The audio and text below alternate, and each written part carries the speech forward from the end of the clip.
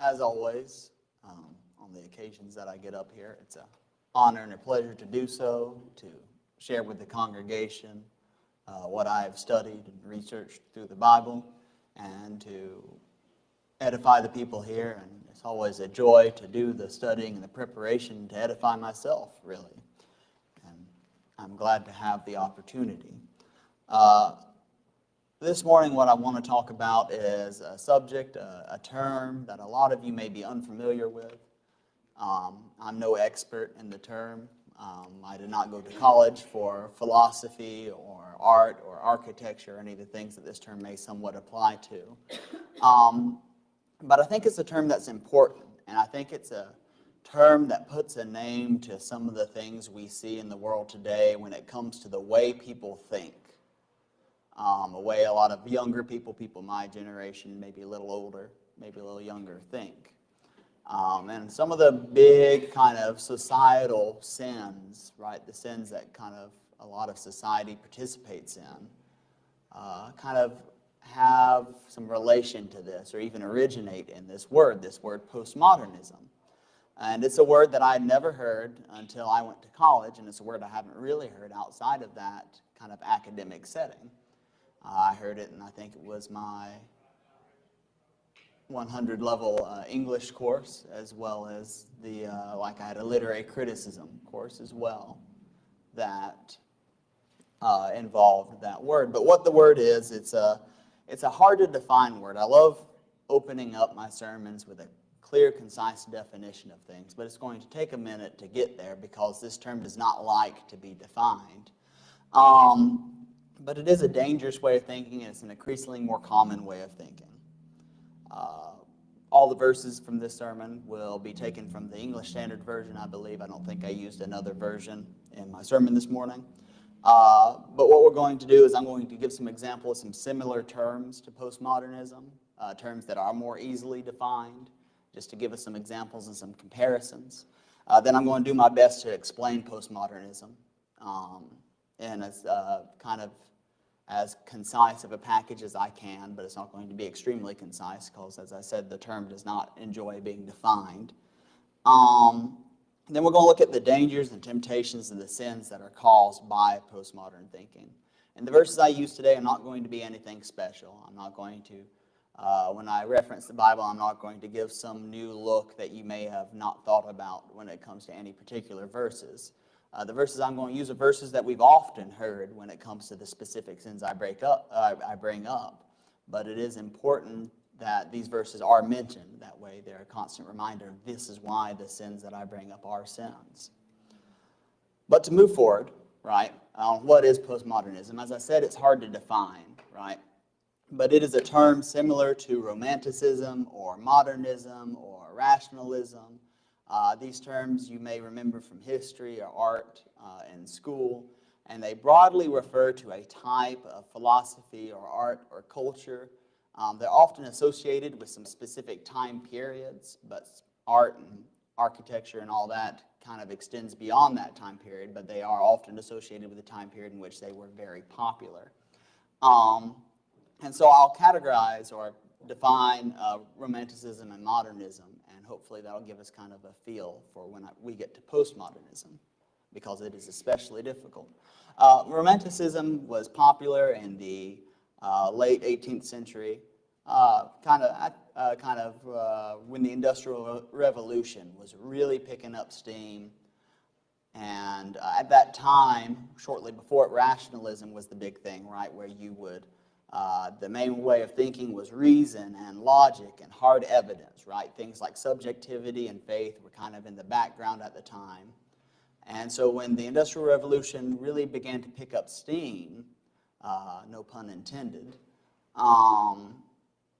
then people really began to kind of rail against the kind of mechanicalization and the urbanization of their lives. Because if you look at how a lot of people lived in the early factories, when that first began to be a main thing, it was not a great lifestyle. It's kind of a miserable lifestyle for a lot of those factory workers.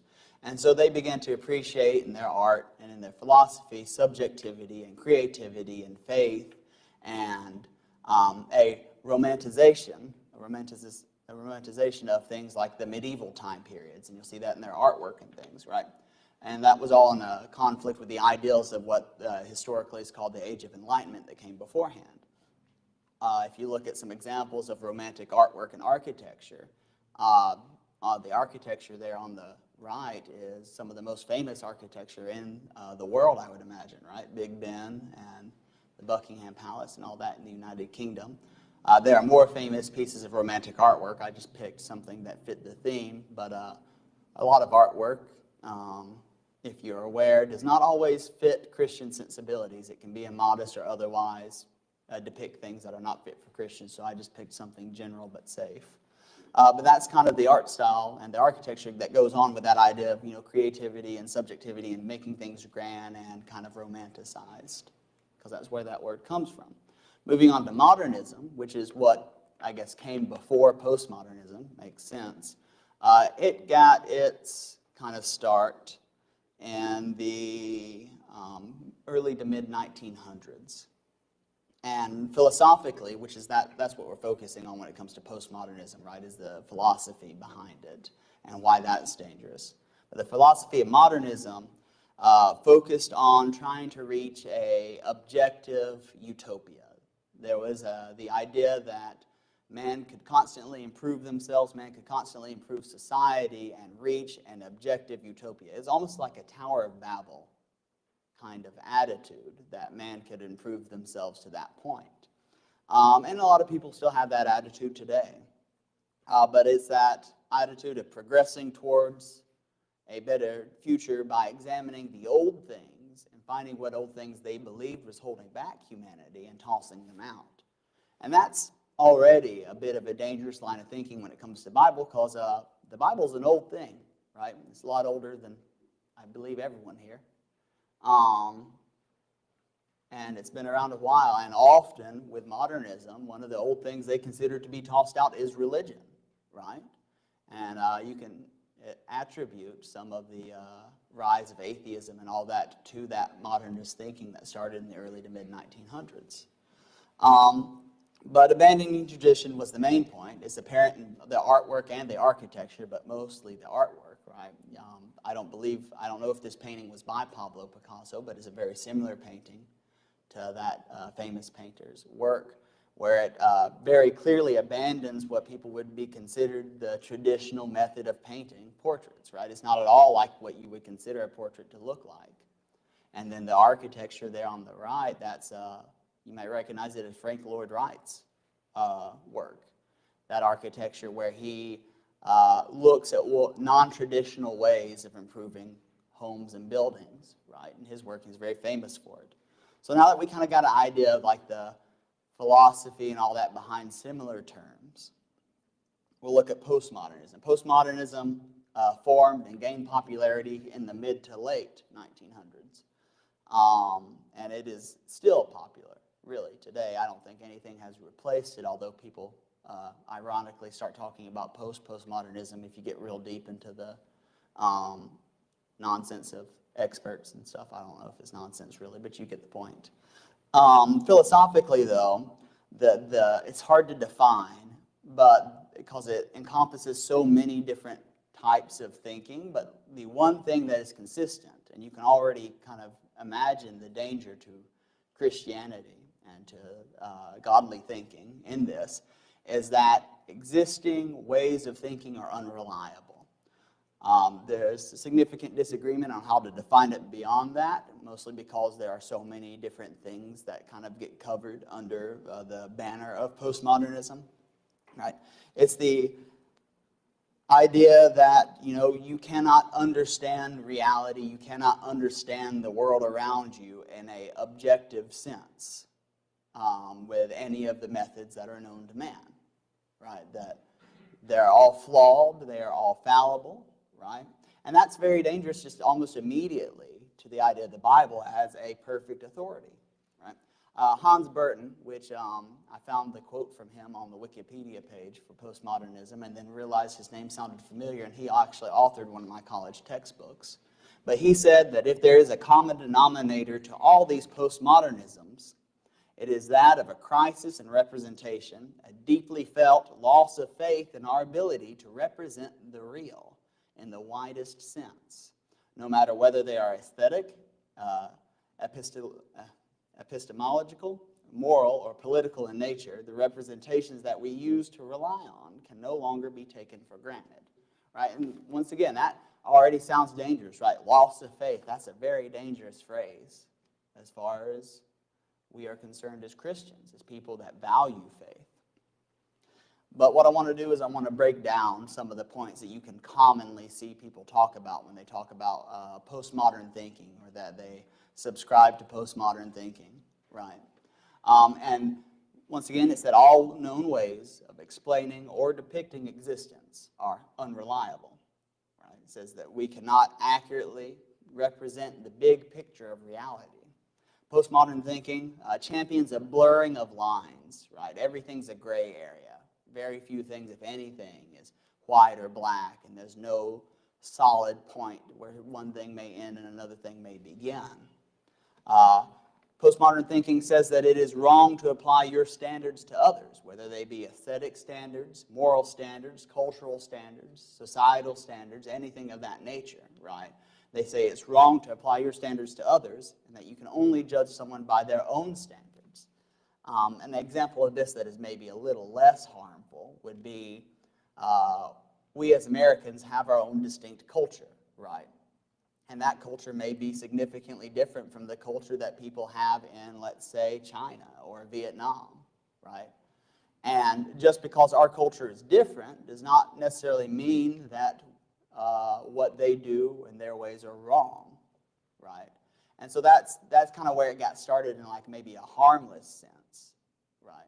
But there are much more harmful ways of saying that you cannot judge anyone as being right or wrong simply because they are different people than you are. Postmodern thinking says that many things, if not everything, is a social construct, right? Dylan brought up that a lot of people think marriage is a social construct and created by mankind thousands of years ago, right? And not a act and authority of God. But they think basically everything is just constructed by the minds of man. And because it's constructed by the minds of man, and everybody knows that man is fallible, right? Then those constructs are fallible. Everything is fallible to a postmodernist. Everything is subjective, right? Many aspects of reality do not have an objective truth as it is all relative, right? Those are all things that postmodernists think. And the one thing that I heard quite a bit in college is it's not about the truth, but it's about what is your truth, what is my truth, what is their truth, right? There is no truth with a capital T, right? And being like an objective and central truth, but rather what is the truth subjectively to you, right? And those things, it's already really apparent how that can be dangerous to our faith, to the Bible, and to the authority of the Bible if people believe and subscribe to that. But for examples of art and architecture, right, to kind of give some visual appearance to those ideas, we have Andy Warhol's, right, Campbell Soup artwork there. And that is, it's pop art is what they call it, but that's postmodern art. It is a combination of art in the general sense and also commercial advertisement. Then if you look at another famous piece of architecture, the Sydney Opera House is postmodern architecture in the sense that it blends a building, a land construction with images or with fins there that resemble sails or maybe fish fins there, kind of blending the land and the sea together, right? It's that blurring of lines, that mixing together of things, right? And that's how that kind of presents itself in non-philosophical ways. But when we talk about the dangers in postmodern thinking, right? Even modern thinking has its own dangers, right? Kind of pre-modern, everyone really had some sort of faith in God when it came at least to the Western kind of philosophy, right? It was God made it this way in the past, for the present, and for the future, right? And that's pretty in line with what we believe as Christians, right? Is that pre-modern thinking, as the philosophers will call it. And then the modern thinking is the only way is up. We're the authors of our own march towards progress. We're right? There's that kind of denial of God, that kind of Tower of Babel attitude there, right? Where it is all in the hands of man to improve themselves. And then postmodern thinking, I was amused because I thought maybe this was a one-off image, but I saw various different slides similar to this image I shared, right? From different, different talks, different college lectures. And so it appears to be a fairly well accepted idea that postmodernism is kind of all over the place, right? Everything is subjective to their own interpretation. Nothing's really anchored down because there is no objective truth. But to get into the real dangers, the dangers that relate to Scripture, right? First and foremost, we have James chapter 1, verse 25. It says, "But the one who looks into the perfect law, the law of liberty, and perseveres, being no hearer who forgets, but a doer who acts, he will be blessed in his doing." The Bible in multiple places, this is just one of them, talks about the perfection of God's Word, the perfection of the Bible, right? The perfect law, the law of liberty, right? Even in its broadest strokes, postmodern thinking cannot exist along the idea of the Bible as a literal book and the New Testament as a perfect manual for how we are to live, to please God, and to have a home in heaven, how God intends for man to exist, right? Postmodern thinking claims that there is no infallible way to depict reality, right, which contradicts all that we see in the Bible. It claims that there is no truth for most, if not all, aspects of your life separate from what you as an individual perceive that truth to be. That's dangerous. In 2 Timothy 3, verses 16 through 17, it says, "All Scripture is breathed out by God and profitable for teaching, for reproof, for correction, and for training in righteousness, that the man of God may be complete, equipped for every good work." Postmodernism denies this, since you cannot judge someone else by your own culture and your own standards, only their culture and their standards, right? It says that the Bible could not possibly be profitable for teaching, reproof, and correction. It says it could not complete the man, because if you want to teach or judge or reprove or correct or anything like that, you must do it from their perspective, and you can't do it from the perspective of something like the Bible.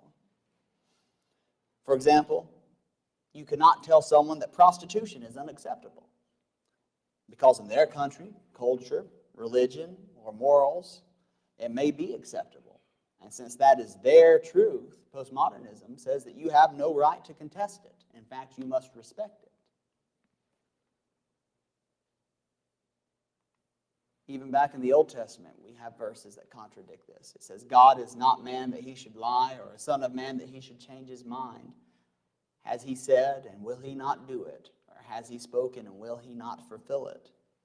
Someone with postmodern thinking, right, the idea that methods of understanding are flawed, that comes from a lack of faith in God, right?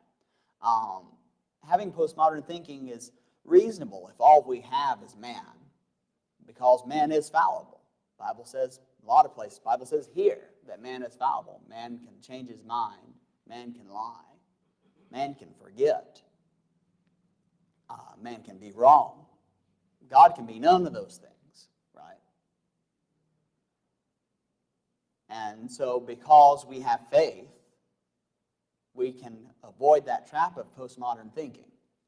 But for those with little faith, it is really easy to fall into that trap, right? Because of if everyone's flawed, if everyone's understanding is flawed, if you can't trust man, then how can you trust anything to be true, right? And that's what postmodern thinking falls into, is that lack of dependence, that lack of faith on God. Beyond these broad strokes of conflict between the Bible and postmodern thinking, there are some specific sins that are closely linked to postmodernism and postmodern thinking, some of which may have already come to your mind. The following sins aren't everything. They're just the most closely connected topics that come to my mind. Realistically, any sin that involves a distortion or denial of objectivity or involves an acceptance of conflicting information can be attributed to postmodernism somewhat. The first thing, and maybe the most clear thing, is the LGBT movement, gender identity, and homosexuality, and things of that nature, right? The LGBT movement, gender identity, and all that are very, very rooted in postmodern thinking, right? It's that idea that you set your own standards. And if that's how you feel, if that's how you want to present yourself, if that's what you think you are, then postmodernism says that is what you are.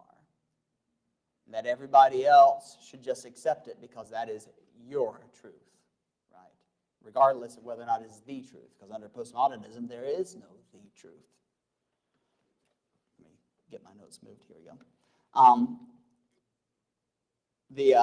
Even the acronym, right? I include is LGBT, and then a Q, and then a plus to the end of Q, and then an IA, and then the plus, right? That growing acronym that seems to get longer every time I look at it. It's a product of postmodernism, right? Postmodernism forces people to be as inclusive as possible, since it considers everybody's truth as deserving of respect. This means that every time a new truth comes along, adjustments must be made to include it, right? So that's where that danger comes from. That's almost, I would imagine, the source of the increasingly kind of dense and complicated gender identity thing that people are going on with nowadays, right? How do you want to be? Male, female, both, neither? Yeah, sure, that's all right under postmodernism, because that's, quote unquote, your truth.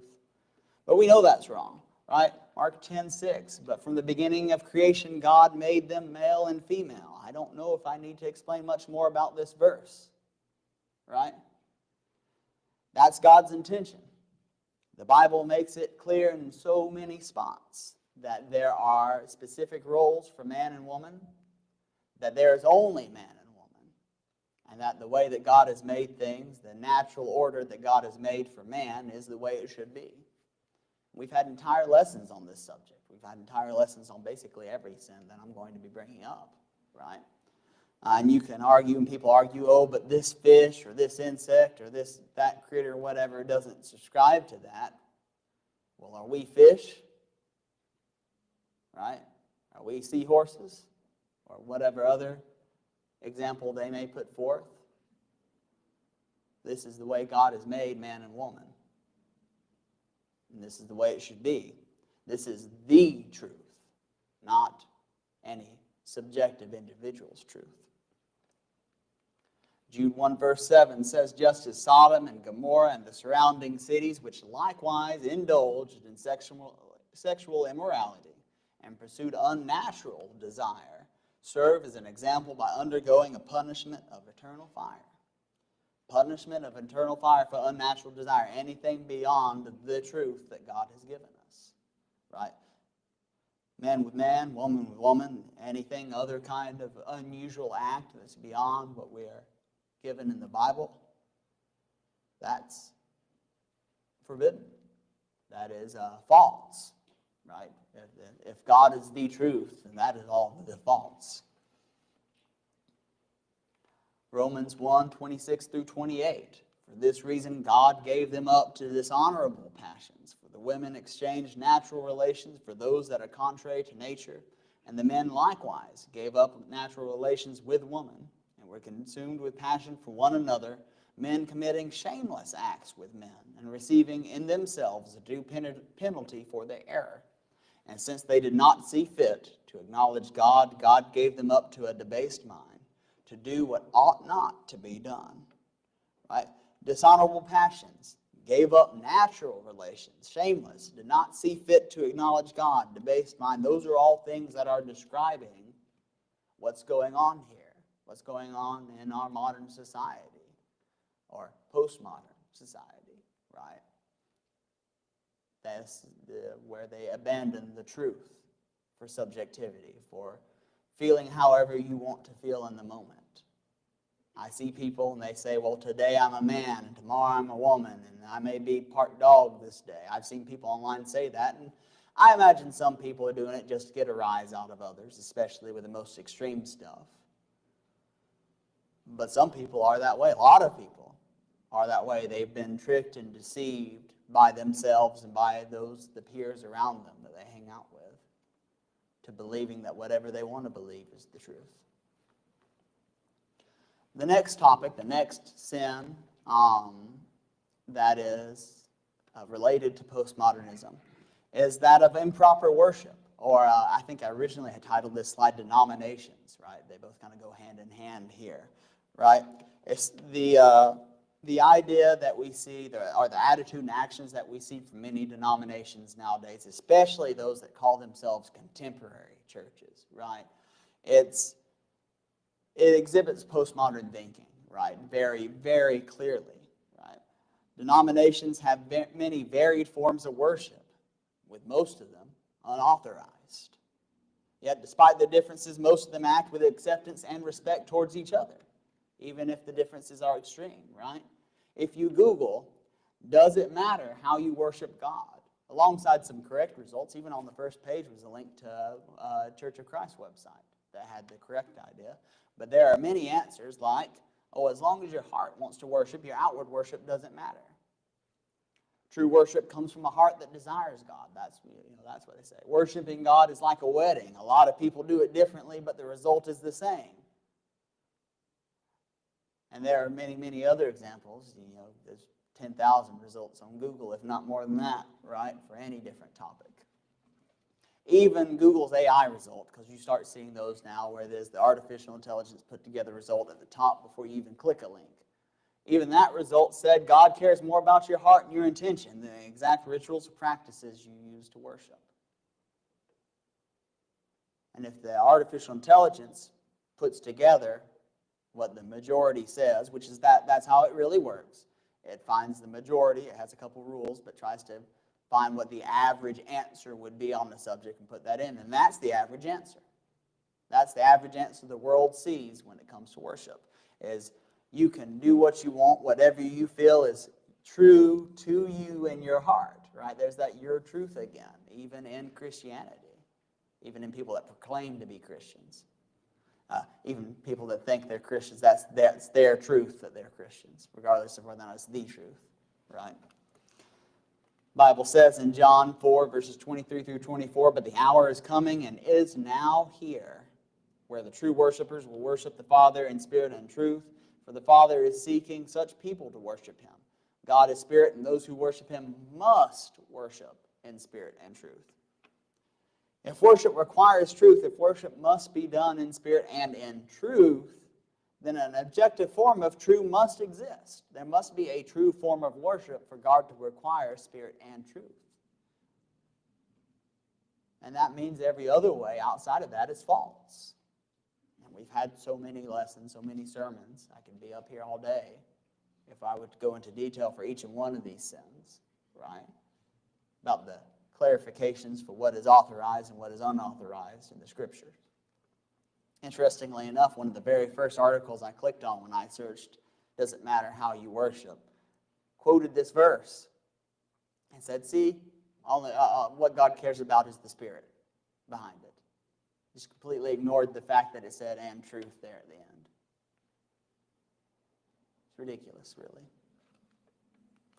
Romans 12, 1 and 2 says, I appeal to you, therefore, brothers, by the mercies of God, to present your bodies a living sacrifice, holy and acceptable to God, which is your spiritual worship. Do not be conformed to this world, but be transformed by the renewal of your mind, that by testing you may discern what is the will of God, what is good and acceptable and perfect. You have acceptable to God, the will of God, good, acceptable, perfect. All of these imply that there is a right way and a wrong way to worship God. Moving on to a somewhat similar topic, a somewhat similar sin that we see is related to postmodernism, and it's a sin that maybe y'all don't realize is kind of making a comeback.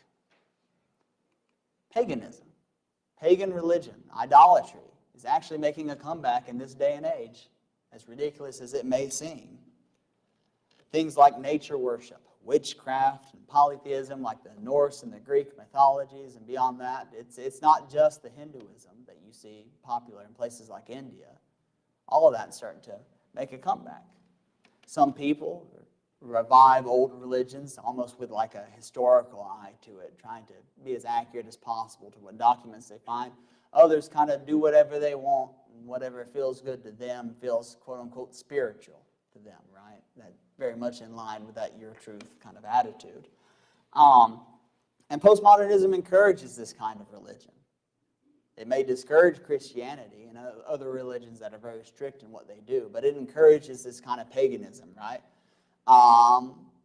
Where it's, even if you may worship this God, this nature spirit, whatever it is, that doesn't mean that you deny the other ones. It just means that they're not the ones you worship, right?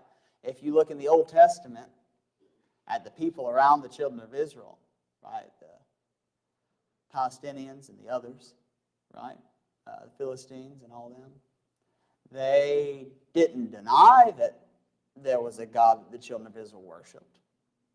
They just thought it was just another God, right? And that's that postmodern attitude that, yeah, sure, your God's real, but my God's real, and this God's real, and whatever you want to worship, however you want to do it, that's fine, that's your truth, that's good to you, and I respect you for it. That's the attitude for it. But once again, we got some verses, and not much explanation is going to be needed here. Isaiah 44, verse 6 says, "Thus said the Lord, the King of Israel and his Redeemer, the Lord of hosts, I am the first, and I am the last. Besides me there is no God. There is one body and one Spirit," Ephesians 4, 4 through 6, "just as you were called to the one hope that belongs to your call. One Lord, one faith, one baptism, one God and Father of all, who is over all and through all and in all." These words here don't sound like there's more than one answer. These words don't at all imply that there's more than one truth, more than one God. There is one body, one Spirit, one hope, right? One faith, one baptism, one God and Father of all. But yet, because of postmodern thinking, people think there's as much as you want to be. You couldn't even put a number on it, because every time you turn around, someone will add another thing to the category. Also, the last sin that I have an example for tonight is satisfying carnal pleasures. Because postmodernism puts a focus on your individual experience and on what you think is right, what you think is good for you, right? What an individual decides is true or is best, it encourages a lifestyle focused almost solely on self-gratification, right? Self-gratification above all else. And that's not to say that everyone that kind of subscribes to this kind of lifestyle doesn't treat other people nicely, right? It's hard to find someone that doesn't treat others with at least a little bit of respect. But it's rather that when push comes to shove, the focus is them and them alone. Alcohol, sex, drugs, gluttony, other things, whatever else it may be, if that's what satisfies you, if that's the truth for how you think you ought to live and how you think you ought to spend your time here on earth, then no one should stop you. That's the postmodern thinking, right? Self-control takes a backseat to self-gratification. That's entirely the opposite of the Bible. The Bible values self-control, values putting God and what God says above our own desires. 1 Corinthians 15, 32 through 34 says, "What do I gain if, humanly speaking, I fought with beasts at Ephesus? If the dead are not raised, let us eat and drink, for tomorrow we die. Do not be deceived. Bad company ruins good morals. Wake up from your drunken stupor, as is right, and do not go on sinning. For some have no knowledge of God. I say this to your shame." Paul kind of has a point here, right? If you have no faith in God, if God and the objective truth that God provides to us is not there, right? If the promises that we have of a resurrection, of a home in heaven are not there, then let us eat and drink, for tomorrow we die, right? And that's the attitude people have with postmodern thinking. They have no faith in God. They don't have the objective truth that we have to fall back on. In fact, they have access to it, but they deny that it is what it is. There are very few people, if anyone in the world, that can't find a Bible within an hour or two. Even in places like North Korea, right? I've heard stories of people sneaking planes across the border and airdropping Bibles into the country, right? where Bibles are banned. You can find Bibles there even. But without the Bible, self-satisfaction is all there is. But with the Bible, self-satisfaction is to be avoided. Self-satisfaction is wrong. Romans 8, 5 through 8 says, "For those who live according to the flesh set their minds on the things of the flesh. But those who live according to the Spirit set their minds on the things of the Spirit. For to set the mind on the flesh is death, but to set the mind on the Spirit is life and peace. For the mind that is set on the flesh is hostile to God, for it does not submit to God's law. Indeed, it cannot. Those who are in the flesh cannot please God." It's pretty clear. Fleshly things are death, right? Carnal things are death. The world is death. It's hostile to God. It's hostile to God. But submitting to God is life and peace. We've had lessons on that too, right? On the dangers of all the earthly pleasures and on the benefits that we have if we have a home in heaven with God. And it's something I bring up all the time. I bring it up sometimes in the Bible study at the nursing home. I bring it up probably till the kids are sick of it when I'm back there teaching the class on Sunday, right? When we think about a home in heaven with God, when we think about that reward versus the reward that we get for indulging in whatever we want to indulge on here. Let's say we all here live to 120 years old. I find that to be unlikely. I'd be surprised if any of us do, because I haven't seen anyone I know live that long so far. But let's say we all live to 120 years old, right? And that's we'll measure 120 years about like that, right? Or maybe we can even measure it about like that, because 120 years is a long time for a man to live, right? Or a woman to live. Anyway. Now, if this is 120 years, how long are we going to spend in heaven or hell? Can I stretch my arms out long enough? Can we get everybody in the world together in a line and stretch their arms out long enough for how much time we're going to spend in the afterlife? And if that's the case, it's so very clear that fleshly things are death, right? It's like not taking the shot that'll keep you from getting sick and dying because it hurts for a few minutes, right? That's what it is, not wanting to deny yourself fleshly things. But, I mean, in fact, it's more extreme than that, but I think I pointed that out. But that is what I have. So, in summary, postmodern thinking tells people that there is no objective truth. It tells people that your individual interpretation takes precedent above all else, which is in extreme conflict with the Bible. It's a dangerous thinking. It goes against perfection and the authority of God's Word. It opens the door to various sins. It opens the door to the denial of God's intention for male and female. It opens the door to sexual immorality, improper worship, paganism, self-gratification over self-control, and many others as well. And there may be more things that come in the future as more people fall into this trap of my truth over the objective truth. And while I didn't talk about it much, as always, we have that opportunity to offer the invitation.